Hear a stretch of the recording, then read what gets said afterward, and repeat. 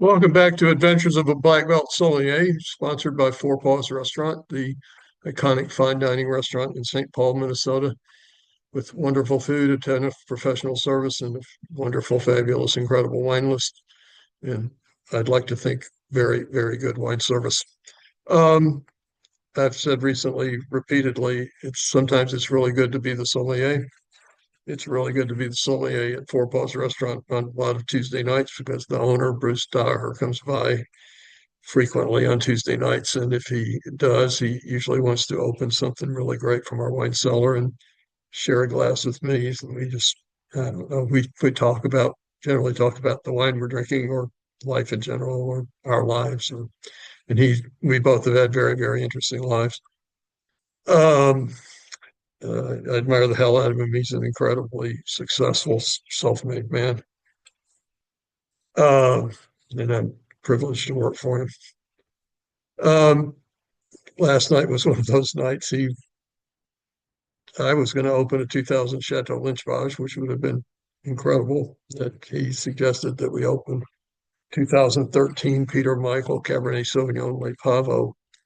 Um, it's interesting that for a guy whose career has been mostly about French, Italian wines, lately my life has been mostly about California wines. But sometimes you just get lucky and you get to drink something like the 2013 Peter Michael Les Pavots Cabernet Sauvignon. Um, Peter Michael is one of those wineries that, you've heard about, but maybe never seen a bottle of. They make really incredible Chardonnay and then they make really incredible Cabernet Sauvignons. This is their prestige wine. The 2013 is a glorious, glorious North Coast Cabernet Sauvignon, California Cabernet Sauvignon. It is at 12 years old. It is extremely powerful, extremely rich, extremely concentrated, still very tannic, still very intense, dark, rich, powerful, masculine, compelling, dark, rich, powerful California Cabernet Sauvignon. It is a monumental effort. It is very, very, very youthful for a 12-year-old wine. I looked on the Wine Advocate. I always check just to see what they say. I frequently don't agree with them, but I always look to see what they say because they have the gravitas in our world. Um, they said they gave this 98 plus points. They say they should be drunk between 2020 and 2040. I would say the bottle I tasted with Bruce last night should be drunk somewhere. Well, I mean, it was magnificent last night, but it's nowhere near what it's capable of being. I'd say I would change their drinking window to 2030 to 2050, maybe if stored well in a cool cellar, a cool temperature controlled, humidity controlled cellar. And, if you get lucky and there's a really good cork, then it's going to last a long, long time. It's it's a powerhouse of a wine. Some wines are more like Alan Alda and some wines are more like Arnold Schwarzenegger. This wine is definitely like Arnold Schwarzenegger.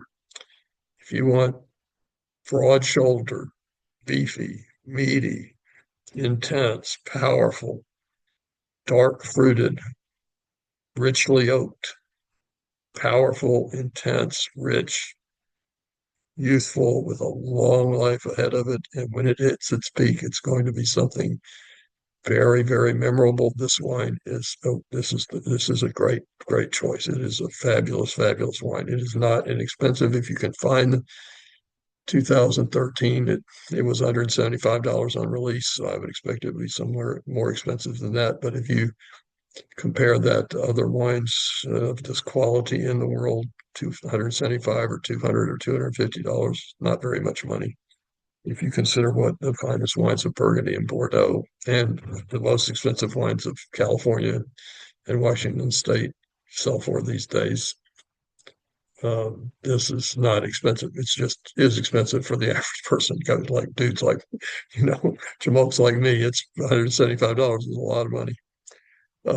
But if you can afford it, I'd go looking for it. It's absolutely fabulous.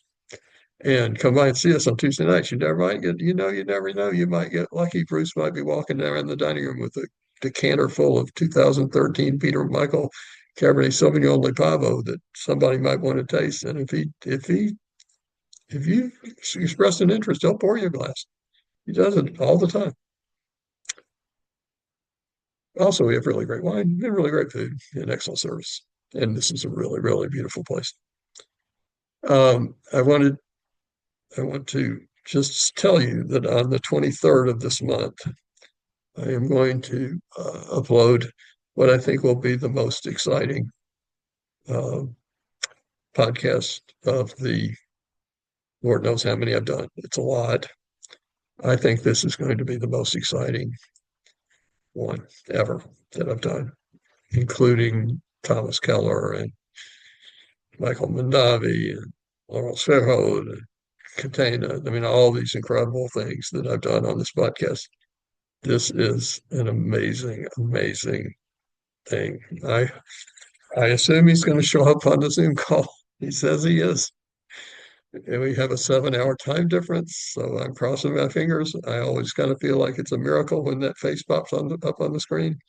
And if this guy's face pops on the screen, holy cow, you don't want to miss this one. This is I can't believe it. I can't. I'm so excited. I can't believe it. I might get a chance to interview this person for my crazy little podcast. And actually, I'm going to upload one tomorrow. That's somebody that in my world is just about as important as that guy. I think the most highly regarded and respected sommelier in the world, also a winemaker in Oregon, and I would say the most respected winemaker sommelier in the world. We're going to talk about his time as the sommelier at an extremely controversial, extremely excellent restaurant in Chicago. You might be able to guess what that restaurant was and who this person is based on that description. So I'll be looking for that tomorrow. Be looking for on the 23rd. I'm really, really excited about both. Thanks for tuning in for Adventures of a Black Belt Sommelier. We appreciate every time you do, every one of you. Thank you very much.